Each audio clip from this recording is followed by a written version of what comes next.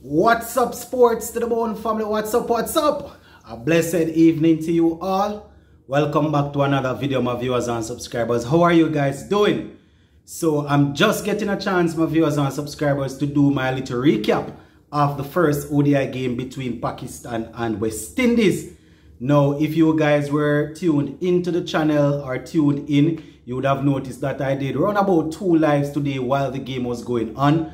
But I'm just getting a chance to recap the final, right? When everything is said and done.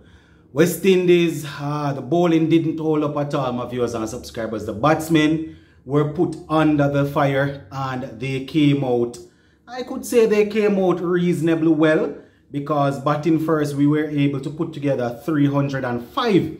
And we know that the Pakistan bowling lineup is not the worst in the world. So for the batsmen to get 305, at the break, you know, we were saying on the live that we might be maybe about 20 to 25 runs short. But when all is said and done, batting out 50 overs and scoring 300 against Pakistan, you know, it's definitely, it wasn't too bad. And I can assure you that most persons weren't looking for us to actually get so over 300. I personally didn't think that we would have gotten 300. But kudos to the guys, especially Shai Hope. You know, Shai Hope brought up his 12th ODI century, getting 127. Yeah, man, 127. And that makes him the 3rd fastest player to get to 4,000 runs. And his average is just climbing. So congratulations to Shai Hope. He stood very firm. Shai Brooks also did his thing, getting 70. You know, both men actually put on, I think it was about 154 or 156, somewhere thereabout together. You know, after we lost Kyle Mayers pretty early. And, you know, the other guys came in, Ravman, Powell and Shepherd came in at the end and basically did their thing. You know, so 305 is what we got. And as we would have seen against against Netherlands the other day, as we saw against Netherlands the other day, the bowling is not as penetrative as we would want it to be. And Babar Azam was able to get a solid century to basically, I don't want to say cancel out Shai Hope's century, but he batted for a good period of time and was able to carry them across the line. Now, I am not too sure what happened in the last 10 overs or so of the game, because I stopped watching the game while, you know, Rizwan and Babar Azam actually were going. We're getting into the flow of things. And I see a couple of persons saying that Romario Shepherd threw away the game. So I'm not too sure what happened. But based on it, I know what I'm seeing here, he bowled 9 overs for 70 runs. Boy, I tell you, my viewers and subscribers, I tell you. Anyway, let me go through the West Indies batting card for you guys. So as I say, 305 for 8 is what we finished off with our vice captain Shai Hope getting 127. Shai Brooks, he was able to get 70 after Kyle Mayers was dismissed for 3. Captain Nicholas Pooran came in and was basically trying to up the tempo. He had 3 sixes and then got out for 21. But I am hoping that the our captain will learn as fast as possible that, you know, when it comes on to ODI cricket, sometimes you're going to need to up the tempo, but more often than not is really when you are down to, you know, maybe 5 or so over remaining, you try certain things. With quite a few overs remaining, I thought the ideal thing would have been to stay out there and try and bat at least 10 overs and see how it goes. So, you know, he didn't went for that option. He got a couple of sixes, as I said, and then got out for 21. You know, he got out caught on the boundary. Brandon King, he only got 4. You know, basically he was stretching forward to the spinner and the ball popped up. Spinner took the catch. He got out for 4. Romario Shepherd came in and he did his thing. Romario Shepherd and Ravman Powell. Ravman Powell, my viewers and subscribers, did pretty well. He actually got 32 from 23. And Romario Shepherd had 25 from 18. And, you know, Akil Hussain came in and got a 6, which basically helped us to get over the 300 mark. So 305 for 8. And at the break, we were thinking that, you know, it probably probably was okay, but knowing the sort of form that the Pakistan batsmen, you know, we're thinking that it might be a little bit, you know, under what we should have got.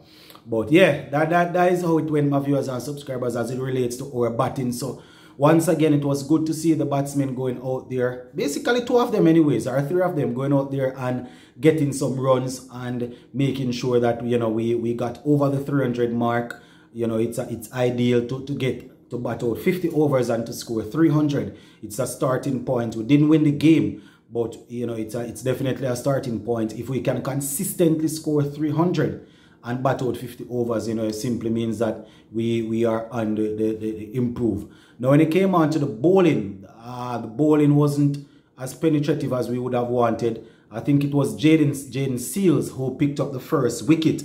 And, you know, after that, it was really difficult to get another breakthrough. The first wicket fell for Pakistan, 26 for 1.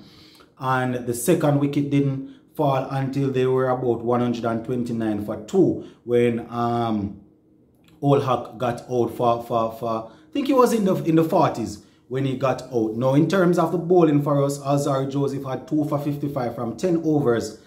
And Jaden Seals had 1 for 53 from 9.2. Romario Shepherd had 1 for 70 of 9 overs. You know, Akil Hussain had 1 for 50 from 10. Hayden Walsh Jr. had none for 39 of his 5. And Kyle Mayers had 6 overs in for 39 runs. And, you know, as I said, the bowling wasn't strong enough, guys. It definitely wasn't strong enough. The Pakistan batsmen did their work, but the bowling definitely didn't do much at all.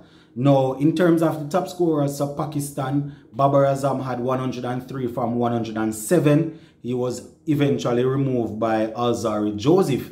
Mohammad Rizwan picked up 59, while Shah had 41.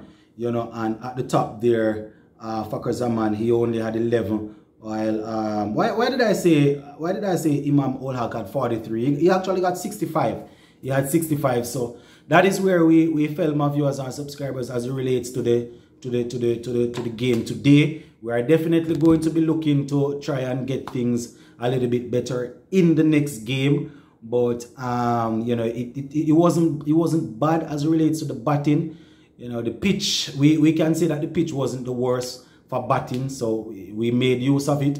Pakistan came in and they did the same. They also made use of it. So, you know, we'll just press forward. Hopefully the next game we will be able to get over 300 once again if we bat first. And hopefully the bowlers will be able to step it up a little bit. As I said, guys, I didn't see the last maybe 10 to 15 overs of the game. So I'm not too sure if the Romario Shepherd, I see a couple of persons posting about Romario Shepherd. I'm not too sure if he had quite a few runs to defend and gave it away in the end or what. But from a general point of view, or from a general perspective, I can see that his bowling probably wasn't the best, because I see 9 overs for 70. So same time I can just say, you know, and say it probably was a poor day for him out there. So they are learning. You know, we don't really have any established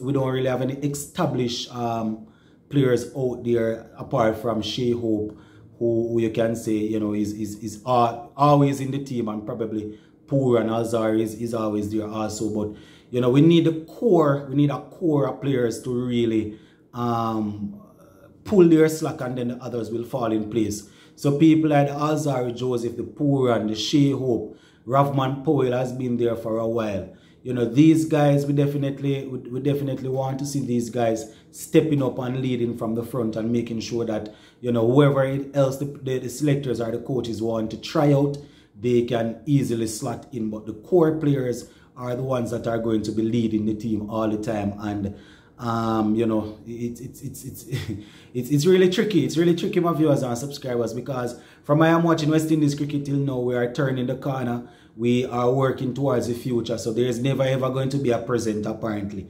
I have been watching cricket for a little while now, and it's always working towards the future. There is never ever going to be a present. But these guys that we have, they need to just step up.